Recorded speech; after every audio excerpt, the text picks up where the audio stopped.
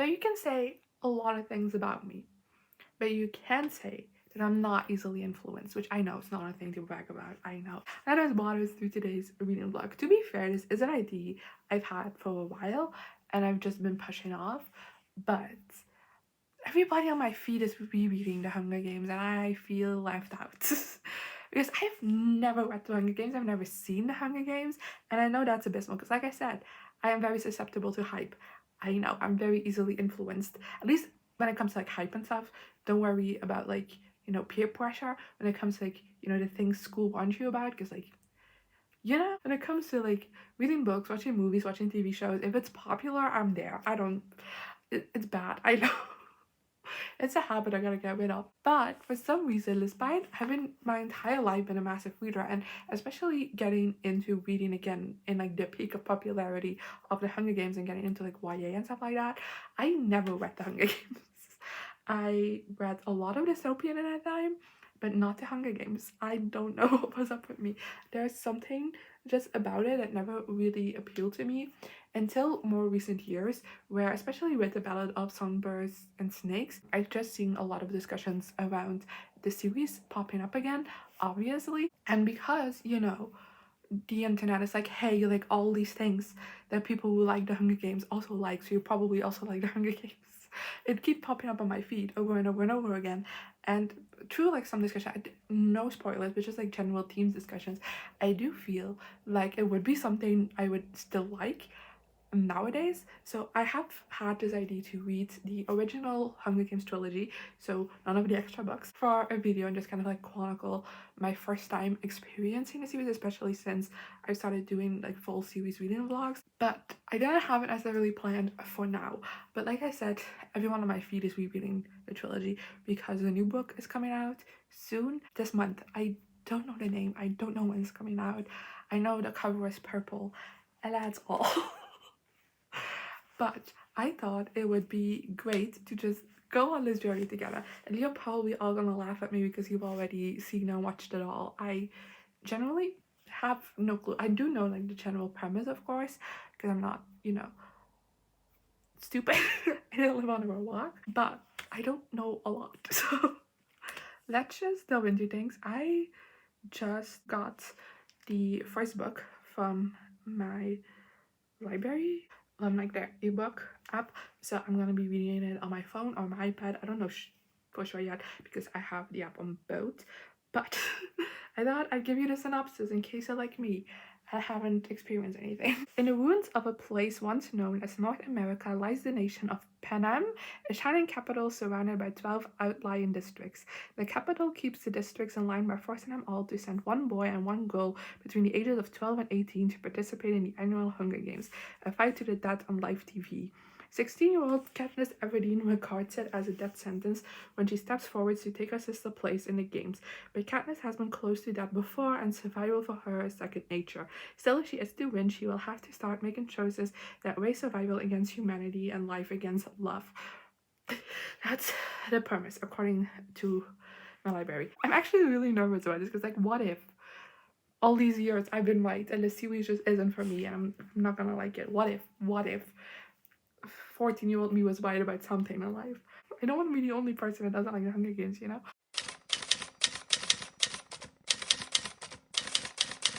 So I finished the first part of the Hunger Games this morning, actually. I lit up. There's this day always when I come on camera and tell you I'm not tired at all, I'm gonna read loads. I end up falling asleep within like 5 minutes. That always happens. And then when I don't do that, I can read all night. So I don't know what's wrong with me. Maybe I should stop saying things on camera. Maybe that's it. But I did finish the first part this morning. The book is split into 3 parts, so I thought it'd be great to, you know, update you after each part. And I'm really liking it. I know, such a cliche. I do have to say, I do have some issues with it. I don't absolutely love it just yet, but I'm having such a good time. Like, this so far has been so much more compelling than I ever could have predicted. Like, I am just sucked into this and I teared up a couple of times. But to be fair, the times when I teared up the most was in the weeping chapter, like the chapter in which the weeping happens. And I do think part of the reason why I got so emotional during that scene is because it contains a lot of like iconography that I know because of popular culture, and I know like the largest significance of those things, if that makes sense to anyone. So I think that's what also made it hit extra hard. Like, to be fair, that scene is so fucking sad. So, you know, could also just be regular emotions. I don't know.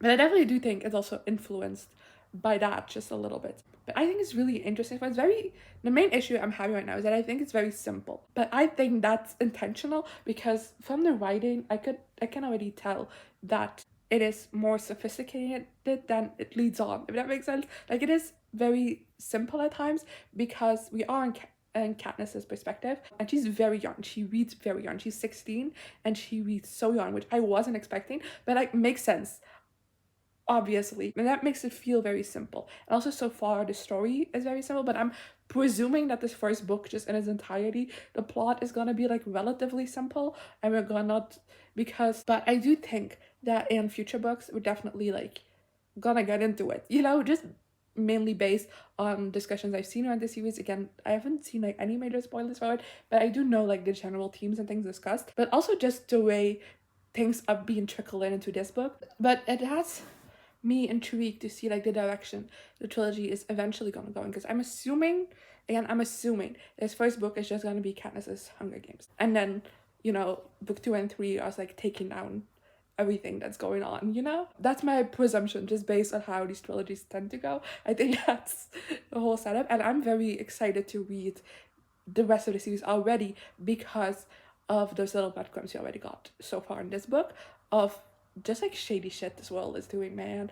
Like, there's a lot of shade going on. And also, I believe, if I remember correctly, like the book that's coming out right now follows Haymitch's Hunger Games, and I totally already understand why people have been so hyped for that story, because I already know that story. Like, this is a man that has been very deeply traumatized. That's very obvious in the way he behaves by his own Hunger Games and what went down then, because he is a victim, obviously, because otherwise he wouldn't be alive. And I can already tell from just like his behavior that that's a deeply traumatized man. So I understand, even already now, like barely knowing anything about the character, I'm assuming maybe that character does play a bigger part in the rest of the trilogy, and that's also part of how everybody is so hyped about his book. But I can already understand being intrigued in the storyline of his Hunger Games, because I am already like, I want to know what happened to this guy. Hi, I finished part 2 and y'all didn't want me for this shit. What? Okay, so we are well into the games now. Fuck me. I have gotten so invested. I feel like when I really like the first part, as it was obvious by my review of it, but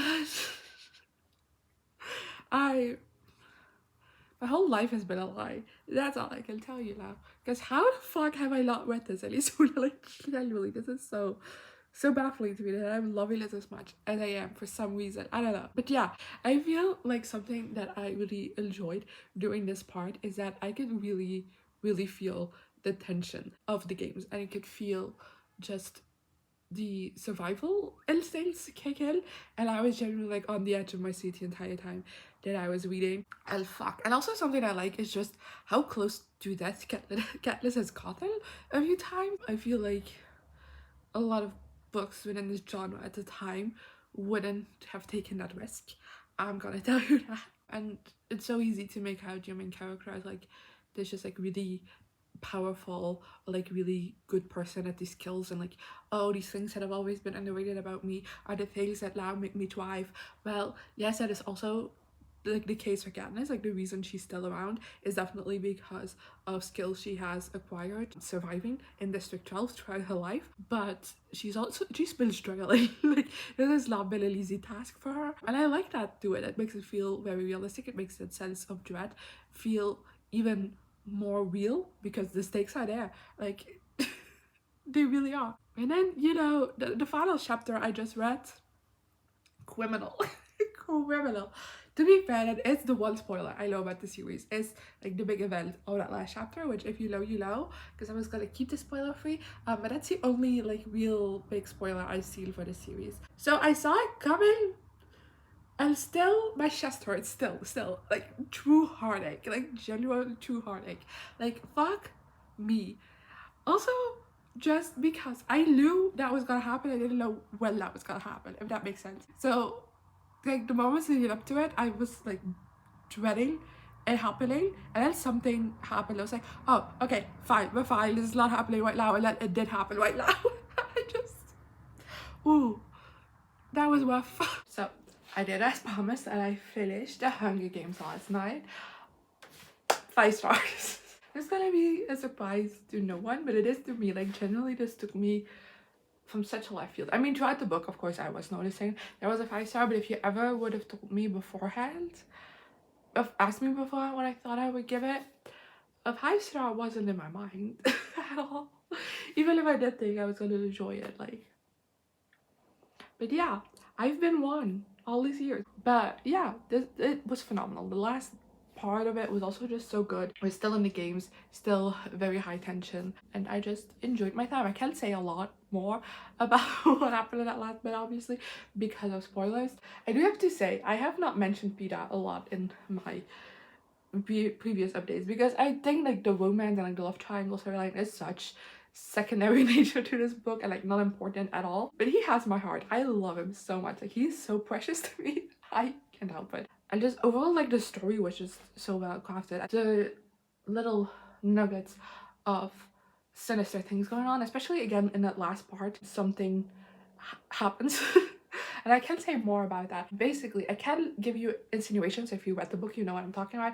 But obviously the Hunger Games are for these kids to kill each other, and then the last person standing wins. But when like not enough happens, because it is also entertainment for the populace, so if nothing exciting happens, the people in charge of the game will like send in things to either like force them together in like the same location, or just, you know, make situations a bit more dangerous and more exciting for the audience to watch. And in the last part, there was like this thing, and this is thing that gets done by the people winning the game to like up the stakes a little bit, and what that is just questionable. Like, I that may, you know what, I've always throughout the entire book have had like a little side eye on this government. Like, a lot of shit is off, but that, I mean I mean that truly brings it into even more fucked up status. Like, what are they doing? What's going on? There's so much kind of like mystery around just general government, let's say, and how this world kind of like functions, which makes sense because Katniss is from District 12, which is like the lowest kind of like district. So, and it is talked about how each district is just so kind of like closed off to information from other districts. So it makes sense that, be it in Katniss's perspective, there's so much that's still clouded, but like the little things are coming true, and I'm so interested to kind of like see all of that be exposed more in the future books.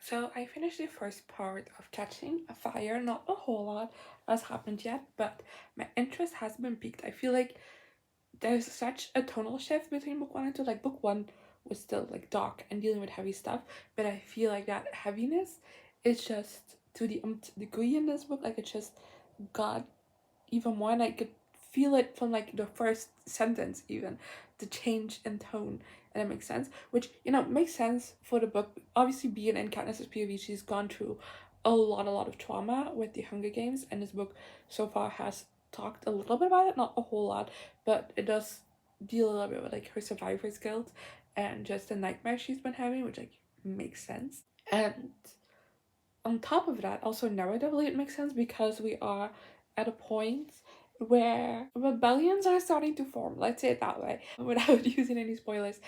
And I think it's very interesting to kind of see that sentiment change, and how you can obviously tell that there's also something like the government is picking up on, because especially where I left off now, it seems like security measures, I guess, law enforcement, stuff like that, it's all like cracking down, and there's just things changing that and getting harsher than they were, and it's obviously to try and repress any of that rebellion potential that's happening, and it makes for a very like heavy tone, even compared to book one. I just finished part two.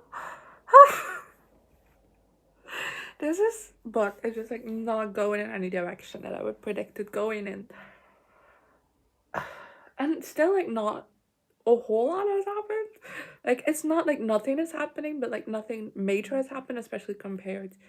Like nothing major is also not correct, but I feel like at this point in the previous book we were halfway through the games. So a lot more action has happened now. The things that are happening are like major things, but like silent things, if that makes sense. So many things that I wasn't expecting. And I truly wonder how I've gone all these years without like knowing about any of this stuff, because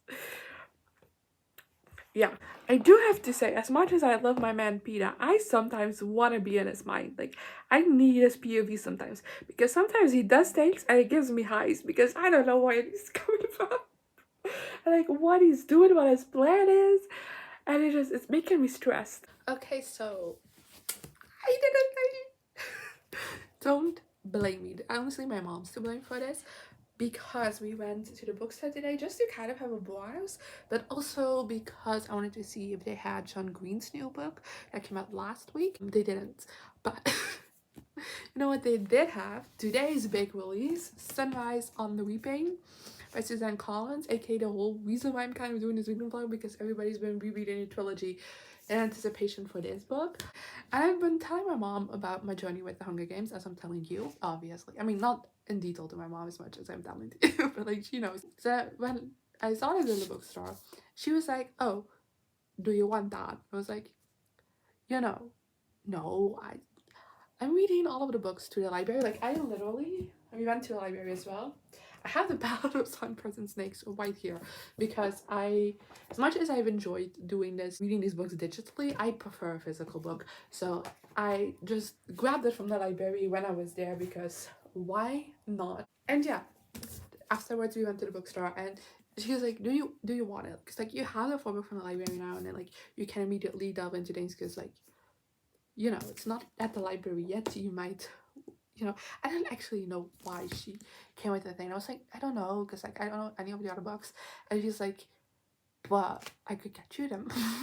But the rule was officially to like not get them like all in one go, to just like slowly build the collection. But I'd already have this to get around to reading, you know? So that's where we started.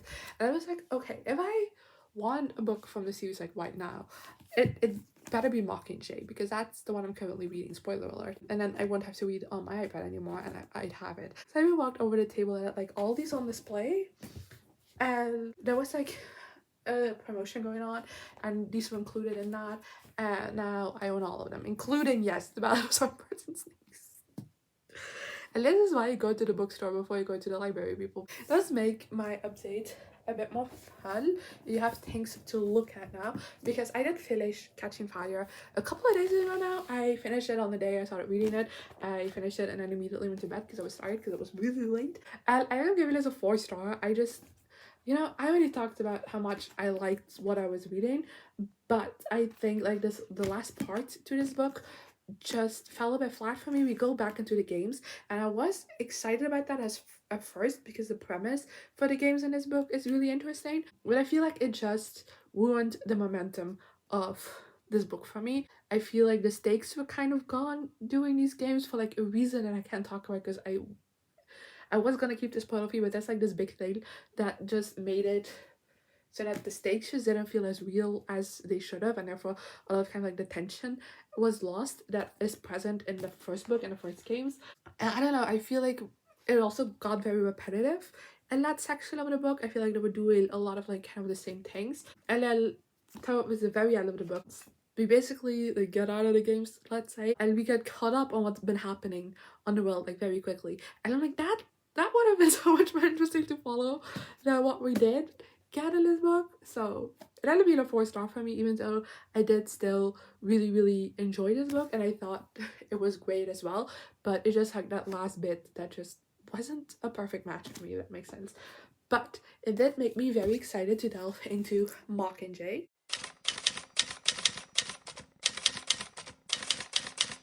So of course I did that, and I I did immediately when I got home looked for where I'm at in this book for my digital copy, which is exactly at the start of part 2, which means I'm here for an update. This has been worth going for me so far because I'm struggling with this, and I don't know if that's because of like me just getting burnt out a bit on just like pinching these books, or but also I do have some complaints for this book in particular so far. I don't like Katniss very much, which is very annoying because I totally get where she's coming from. And the things that are annoying me about her are character traits that I didn't really like in the first books, are very consistent with her character.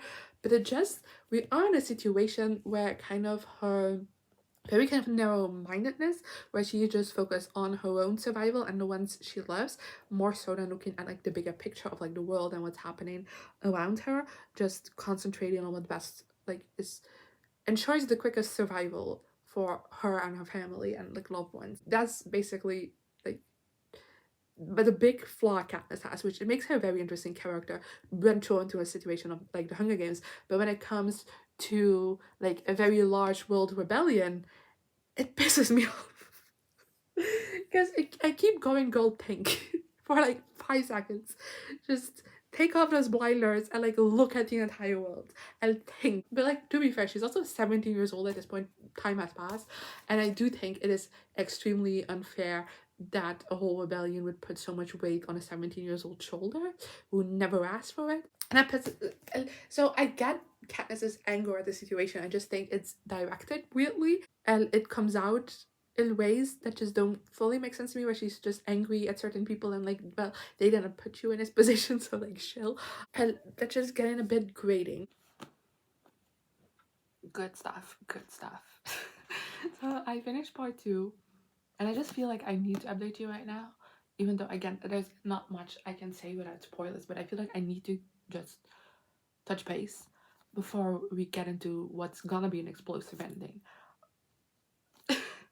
I don't know if I'm just liking reading physically much better than digitally, or if this book just picked up for me, but I had such a better reading experience with the second part. I feel like I flew through it and I feel back in the sense of things, but I definitely think the second part was like way more interesting. I feel like I got to a place with Katniss where we're back on the same level. Like, her anger isn't like her biggest driving force anymore. On top of that, I also just think what is happening in the second part is like very interesting. It's very well crafted. It feels like war, like way more than the typical YA story would. Like, generally the way they're training for things is just so military, which makes sense again because that is basically what it is, but I feel like that's so uncommon. But I really like how that's done.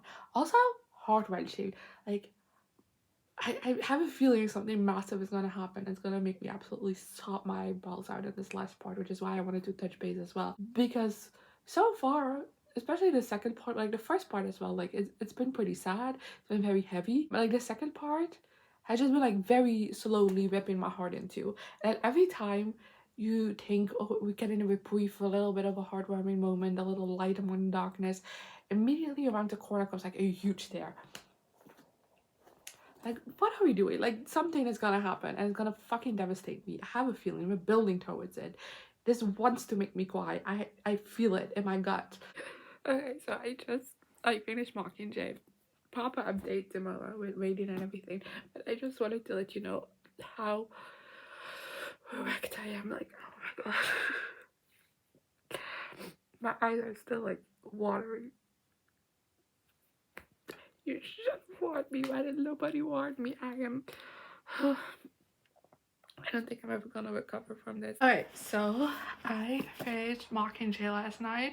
As you saw, it emotionally devastated me. Also, I just washed my hair, that's why it's wet. No other reason. Anyway, what was I saying? Oh yeah, finished Mockingjay. As you saw, I felt like I needed to include a clip like just like the raw emotions that I was feeling, even if I was definitely not in the right headspace to properly talk to you, which is what I'm doing now. Wow. I was right to, in my guts, expect something devastating to happen because, whew, and I have to say something happened a bit earlier that that already hit me, but like we moved on from it like relatively quickly. So like I was like, if this is the worst that's gonna happen, like yes, it was a deep impact, but I can deal. And then something else happened, and I I just non-stop cried until the end. Yeah, ugly cried as well. Like, it was not pretty. Like, when you saw me, I already like collected myself a little bit because this was rough. I don't think I generally have cried this much at a book ever, and I cry very easily, which you probably know. I think I've talked about before. And I mean, the other two books in the series also like make me tear up, so it's like the first time crying during the series, but like that was something. I am still definitely processing the way this book ended, because yes, it ends in victory, but it ends in devastation. Like, everything about the ending of this book is just so utterly sad, and it's so well done. It's such a departure from, again, your typical YA formula at this time, that I just honestly admire, because it's a risk, and I thought it was done just really, really, really well. And I did it. I finished this series. Did I actually say this was a 5-star? I don't remember, because yes, this was a bit rough to get into, but I feel like all of that was necessary for this whole book to have its full impact and for it to fully work. I also feel like the things I had issue with in that earlier part ended up having payoff or work out in a way that is good, you know? So it's a 5-star. But yeah, I finished the trilogy. I did it. How do you feel about it? I really love this series, in case it wasn't obvious. It's a 5, a 4, and a 5, and this is just like barely a 4. So like, this very nearly was a 5. It just didn't make it. So this was sublime. And do I absolutely hate myself for not reading this anytime sooner? Yes I do, because this was just, honestly, no notes. Even though I did technically have some issues with it, because this was a 4, I feel like the way this played out is very different, like I said, from your typical like YA structure of trilogy at this time. Even though you can also very clearly see what like little things that the genre stole from this, if that makes sense. Even though you can see that, this feels very different, and it has a very different interpretation on it all and how it all plays out. It constantly went in directions I didn't expect. Katniss is an incredible main character, like very flawed to the point where, as you know, she pissed me off at times, but in a sense that's very realistic. And even at times where she pissed me off, I completely understood where she was coming from, which, you know, is great character writing. I also really love the cast of side characters. I think it's just really strong. The world is incredible, and I love how it was built more throughout the series as well. But those are my full thoughts on this original trilogy. As I showed you earlier, I do now have a copy of both The Ballad of Songbirds and Snakes and Sunrise on the Reaping. I think I'm gonna do 2 separate kind of like spoiler reading vlogs for each of these books, so like one for this one and one for this one, so we can kind of like discuss more my thoughts on both of these books. I feel like these are both gonna be very like lore building books, if that makes sense. So I think it would be more fun to do spoiler videos and to like really dive into things. So that's all the schedule for that. And then I really want to watch the movies, because I have never seen the movies, and I think it'd be fun to do like a come watch with me style of video for that. I haven't done one of those in ages, so I don't know how that will work out fully for me, but that is on the schedule. And yeah, let me know in the comments what you thought of this series. Of course, I feel weird to say that, but I always do that at the end of these series reading vlogs. Feel free to go into spoilery detail. Just leave like a little warning at the top of your comment that you are going to go into spoilers, so people who are watching this video that have not read the series yet know not to read your comments. And yeah, that's everything I think I have to say, and I'll see you next time. Here I am again, the same old situation. Why does the God thing have to be so complicated?